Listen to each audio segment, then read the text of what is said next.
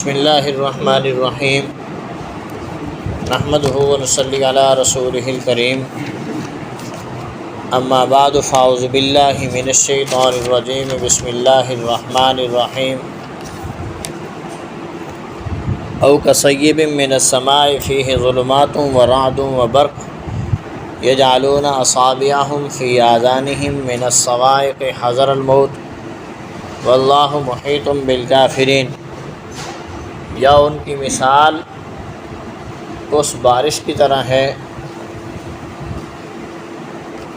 جو آسمان سے برسنے والی بارش کی طرح ہے، فیہ ظلمات، اس کے اندر اندھیرے ہوں، ورعد، اور اس میں فرشتے کی گرج ہو، وبرق، اور بجلی کی چمک ہو، یجعلون اصابعهم، رکھیں وہ اپنی انگلیوں کو، فی آذانہم، اپنے کانوں میں، من الصواعق، حذر الموت، اس خوف سے کہ کہیں ان کے اوپر موت طاری نہ ہو جائے۔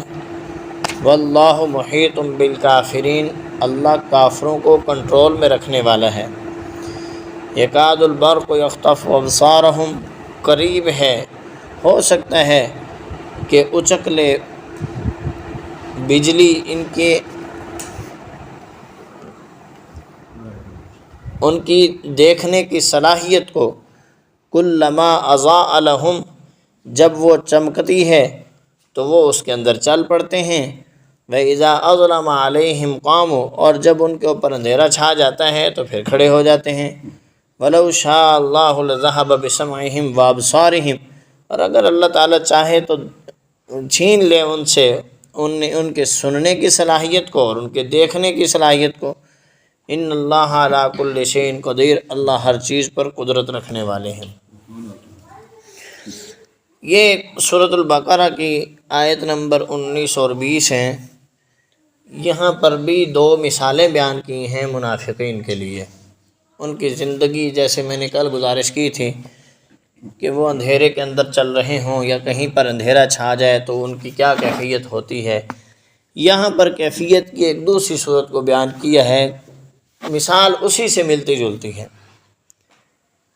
کہ ریگستان کا علاقہ ہو یا کوئی بھی ایسا ویران راستے ہوں، ان کے اوپر وہ سفر میں جا رہے ہوں، سفر کر رہے ہوں، چل رہے ہوں، اچانک سے وہاں تیز بارش کا ماحول بن جائے، موسم بن جائے، اور اندھیرا ہو، اوپر سے بارش ہو، طوفان آ جائے۔ اب اس کے اندر ایک تو تیز بجلی کی چمک بہت زیادہ ہو اور ایک بادل کی گرج زیادہ ہو، تو یہ دونوں چیزیں جب ہوتی ہیں تو اس میں انسان کو ڈر لگتا ہے، خوف محسوس ہوتا ہے، جانور بھی ڈرتے ہیں۔ تو یہ جب صورتحال ہو، اب اس کو چاہیے وہاں پر روشنی کے جس کے اندر وہ چل کر کسی مقام پر پہنچے۔ اب وہ روشنی تو ہے لیکن خوف بھی ہے۔ خوف کس بات کا ہے کہ یہی بجلی اگر میرے اوپر گر جائے تو میری موت آ جائے گی، اور بجلی کی چمک زیادہ ہے، جتنی اس کو چاہیے وہ اس سے بھی کہیں زیادہ ہے۔ روشنی ہو تو وہ چلتے ہیں کہ راستہ نظر آ گیا، میں نے یہاں سے اس طرف کو جانا ہے، جیسے ہی ایک دم وہ بجلی کی چمک ختم ہوئی پھر اندھیرا چھا جاتا ہے، پھر رک جاتے ہیں کہ کدھر کو جانا ہے، راستے کا پتہ نہیں ہے۔ تو یہی مثال منافقین کی ہے کہ وہ جب اللہ رب العزت کی مدد کو دیکھتے ہیں، مسلمانوں کی کامیابی کو دیکھتے ہیں تو مسلمانوں کے ساتھ آ کر کھڑے ہو جاتے ہیں اور اپنے آپ کو کامیاب محسوس کرتے ہیں، اپنے آپ کو پناہ میں محسوس کرتے ہیں کہ اب ہمیں کوئی خطرہ نہیں ہے۔ لیکن جیسے ہی مسلمانوں کے اوپر کسی قسم کی کوئی چھوٹی موٹی آزمائش آ جاتی ہے تو پھر وہ جو ہے وہ ادھر سے وہ ڈر جاتے ہیں اور خوف کھاتے ہیں اور پھر کافروں کے ساتھ جا کر کھڑے ہو جاتے ہیں۔ تو یہ ان کی اندر کی کیفیت، ڈر اور خوف مستقل ان کے ساتھ لگا ہوا ہے۔ کیوں؟ ایک راستے سے ہٹ گئے، بندہ ایک خدا کا راستہ چھوڑے پھر کئی در ایسے ہیں جہاں جھکنا پڑتا ہے۔ ایک اللہ کے راستے کو چھوڑ دیا، اللہ کے در کو چھوڑ دیا۔ آپ دیکھتے ہیں جانور بھی جو ایک مالک کا ہوتا ہے، اس کی ہر طرح سے کیئر کی جاتی ہے، خیال کیا جاتا ہے، اس کی حفاظت کی جاتی ہے۔ جب جانور مالک کا نہیں رہتا، جانور باغی ہو جاتا ہے، تو اب مالک کہتے ہیں یا تو اس کو ذبح کرو یا اس کو مار دو۔ حلال جانور ہے تو ذبح کر لو، حرام جانور ہے تو اس کو گولی مار کر ختم کر دو۔ یہ باغی جب ہو جاتے ہیں پھر یہ کنڈیشن ہوتی ہے۔ ایک خدا کے در پر آ جاؤ، پھر جتنے بھی معاملات ہیں وہ اللہ کے حکم کے آگے کوئی معنی نہیں رکھتے۔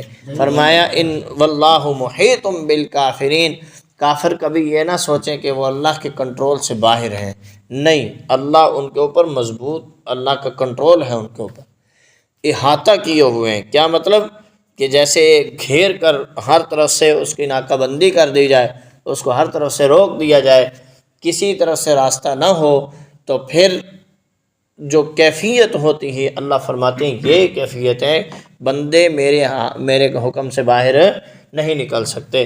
کیوں؟ فرمایا ان اللہ علی کل شیء قدیر، اللہ ہر چیز پر قدرت رکھنے والا ہے۔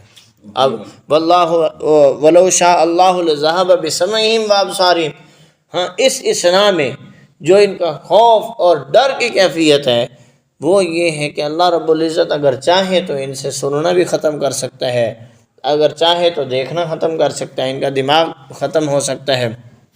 یہ جو ان کے اعضاء کام کر رہے ہیں یہ اللہ کے حکم سے کر رہے ہیں، اور اگر اللہ چاہے تو ختم بھی کر سکتا ہے۔ تو یہ ڈریں چاہے نہ ڈریں، اور کہیں چھپیں یا نہ چھپیں، یہ ان کا چھپنا، ڈرنا نہ ڈرنا ان کو کوئی فائدہ دینے والا نہیں ہے۔ اگر اللہ اپنا حکم ان سے اٹھا لے تو پھر یہ گونگے بہرے ہو جائیں، وہ مفلوج ہو کر رہ جائیں، ان کو کوئی پوچھنے والا نہیں ہوگا۔ اللہ رب العزت ہم سب کو قرآن تعلیمات کو سمجھنے کی توفیق عطا فرمائے۔